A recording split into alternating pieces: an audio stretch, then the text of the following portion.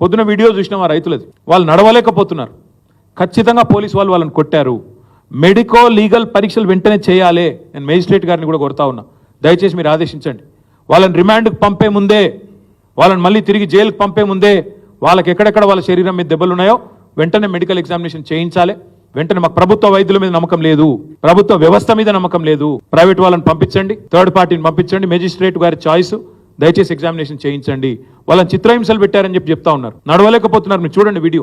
అంటే మీరు భూమి లేకపోతే కొడతారా? ఇక భూమి లేకపోతే వాళ్ళ భూములు గుంజుకుంటేందుకు జులుం చేస్తావు. అందుకే వారికి మేము అండగా ఉంటామని చెప్తూ ఈ నరేందర్ రెడ్డి గారిని ఒకసారి చూడండి.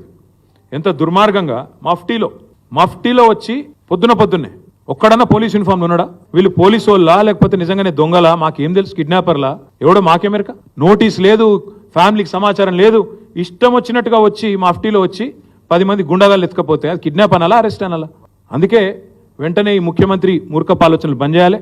మీ అల్లుని భాగోతం, ఫార్మా కంపెనీల భాగోతం, పుట్టగొడుగుల్లాగా మీ కుటుంబ సభ్యుల సంస్థలు ఏవైతే వెలుస్తున్నాయో వీటన్నిటిని కూడా మళ్ళీ తదుపరి ధారావాహికంగా చెప్తూనే ఉంటాం, ప్రజల దృష్టికి తీసుకొస్తూనే ఉంటాం.